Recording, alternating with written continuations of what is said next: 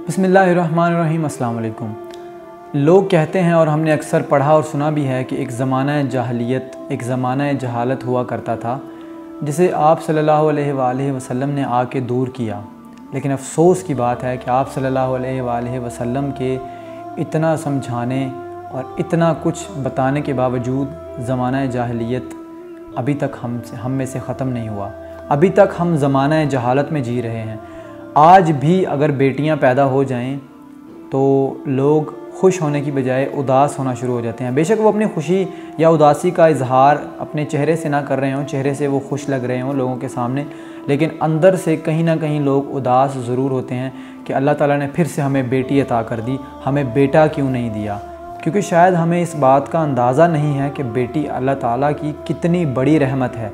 बेटा जो है वो नेमत है। और एक बात याद रखें कि रहमत जो होती है उसका कोई हिसाब नहीं होता, लेकिन जो अल्लाह ताला की नेमत हमें मिलती है उस नेमत का, हर एक नेमत का हमें अल्लाह ताला को हिसाब देना पड़ेगा। लेकिन जो अल्लाह ताला की रहमत हम पर आती है उस रहमत का कोई हिसाब नहीं, लेकिन नेमत का हिसाब ज़रूर देना पड़ेगा।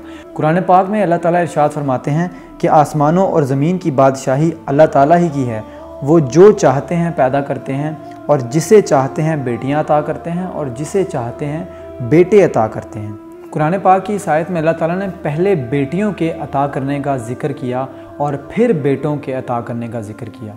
यानी कि कुरान पाक में अल्लाह ताला ने सबसे पहले बेटियों के देने का ज़िक्र किया। इस बात से अंदाज़ा लगाया जा सकता है कि बेटी अल्लाह ताला की कितनी अजीम, कितनी बड़ी रहमत है हमारे लिए। हम सब जानते हैं कि पहले अरब में बेटियों को ज़िंदा दफन कर दिया जाता था, इस वजह से कि बेटियां उनके लिए शर्मिंदगी का बायस हैं। और अगर बेटे पैदा होते थे तो बेटों को बड़े फ़ख्र के साथ पाल पोस के बड़ा किया जाता था और बड़ा फ़ख्र महसूस किया जाता था कि हम बेटों के बाप हैं, जबकि बेटी का पैदा होना शर्मिंदगी का बायस समझा जाता था और बेटियों को ज़िंदा दफन कर दिया जाता था। पहले बेटियों को बायस शर्मिंदगी समझ के दफन किया जाता था और आज बेटियों को बरादरी के नाम पर, रिश्तेदारी के नाम पर, फैमिलीज़ के नाम पर, सोसाइटी के नाम पर और लोगों के नाम पर ज़िंदा दफन किया जाता है।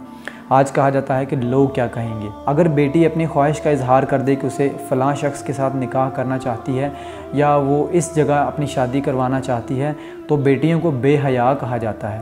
और कई जगह पर, कई फैमिलीज़ में तो ऐसा है कि बेटियों को गैरत के नाम पर कत्ल कर दिया जाता है। अरे भाई, इस्लाम से ऊपर कौन सी गैरत, कौन सी बरादरी, कौन सी रिश्तेदारी। और बेटियों की शादी अपनी मर्ज़ी से जहाँ दिल करता है वहाँ की जाती है कि लोग क्या कहेंगे, हमारी फैमिली वाले क्या कहेंगे कि इन्होंने out of family, out of caste शादी कर दी। हालांकि हमारे नबी पाक सल्लल्लाहु अलैहि वसल्लम ने तो हमें सबसे पहला दर्स ये दिया कि इस्लाम में तमाम मुसलमान बराबर हैं, चाहे कोई गोरा है, चाहे कोई काला है, चाहे कोई अरबी है, चाहे कोई अजमी है, चाहे कोई छोटा है, चाहे कोई बड़ा है, चाहे कोई अमीर है, चाहे कोई गरीब है। इस्लाम में किसी को किसी पर कोई फ़ौक़ियत हासिल नहीं।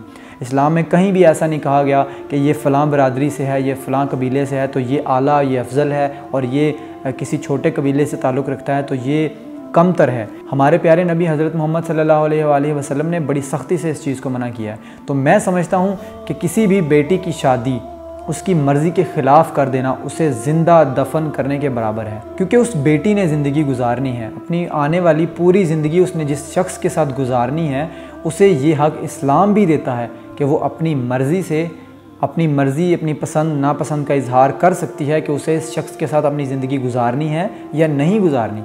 क्योंकि ज़िंदगी उसकी है, उसे पूरा हक़ है अपनी ज़िंदगी के सफ़र में अपना लाइफ पार्टनर चूज़ करने का पूरा हक़ उसे इस्लाम देता है।